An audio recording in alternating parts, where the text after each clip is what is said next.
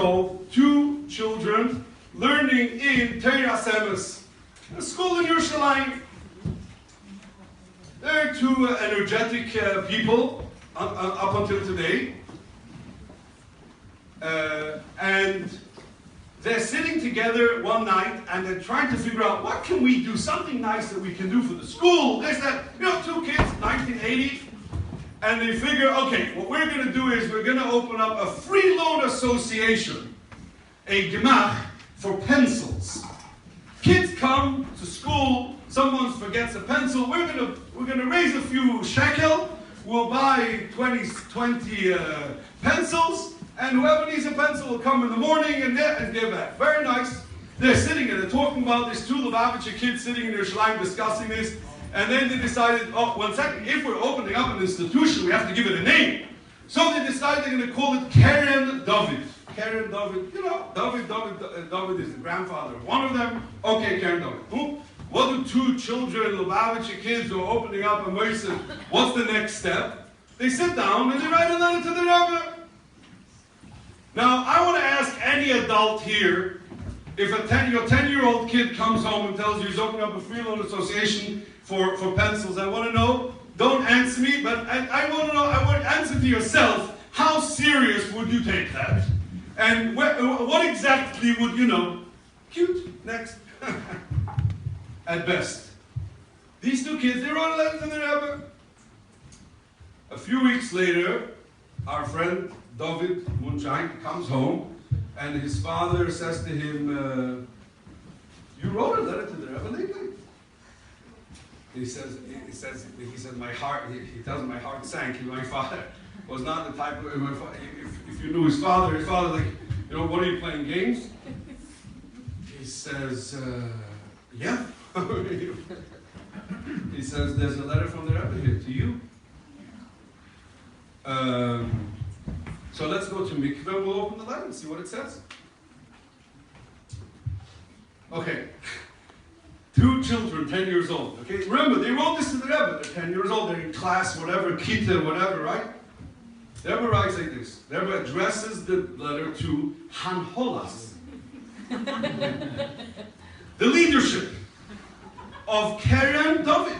There's a Moisef. Now there's an institution called Keren David. 2 10-year-old kids are getting a letter, the Hanholas Keren David. Hanholas Keren David would be the same type of letter would be to a 60-year-old organization that has 900 children a year would also get exactly the same. The Hanholas.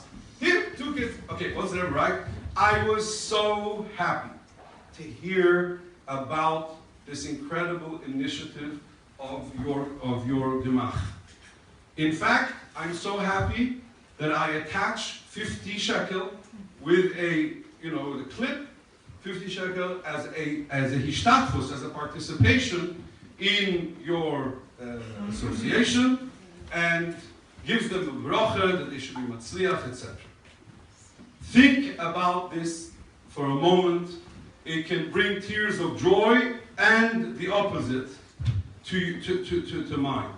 The Rebbe, 80 years old, 2 10-year-old kids, if they would come home, David Muncha knows himself, he would come home to his father, tell him that I opened up a free loan association, says, Geh sitz und lern, just what you do. Just go back to your books and do what you have to do. What are you opening up associations? They're nicht can come. The Rebbe takes this serious. 2 children wrote to him. He writes them a letter and gives them as if he would be writing to the CEOs of the biggest companies. The Yud on top of the Reish, the tiny Yud, the going down, all the way down, and inspiring them and taking part in their initiative and inspiring them further to only continue to do good things. This is something that's real. That's a mereinu. That's something that each one of us knows that we can. There's no end to becoming better at that. To being able to actually give the attention to everyone and take everyone seriously. It's a child, sometimes it's a child, physical child, and sometimes it's a child, it could be 100 years old. You know how the Friedrich Rebbe said, the Jahren gehen nicht leuten Passport. The years are not always measured by the passport.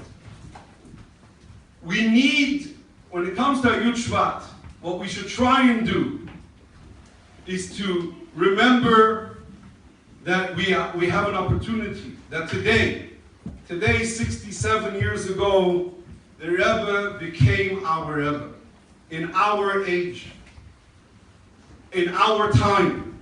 And the Rebbe taught us, and through his sichos, and through the igros, and through all the things that we, Baruch Hashem, have till today, teaches us today, in 2017, how relevant it is, the Rebbe's Torah, maybe in a sense more than ever before. Maybe. Because when you look at the sichos that the Rebbe said 67 years ago, when the Rebbe was speaking to basically first generation Holocaust survivors and first generation people who had survived communist Russia, and the Rebbe was speaking to them about America, to them America was exactly that, like a medrash. You know, you learn about it. And today it's very real. We have an opportunity to tune in. You know what a Fabrengen is? A Fabrengen is like for those of us who remember a shortwave radio. You can think of a shortwave radio, where you had to tune it in exactly to the right moment. Everything is in the air. It's all here. If you're tuned in, you catch it, and you catch it perfectly. That's a Fabrengen. We say l'chaim to tune into that energy, spirit, that the Rebbe is with us here now, as he is in every Fabrengen of Yud Shvat around the world. We ask him for his brachas, and with a dedication that be'ezus Hashem we will try and make this coming year until Yud Shvat, until next year Yud Shvat, that he should be Adonenu, Moireinu, V'Rabbeinu. L'chaim.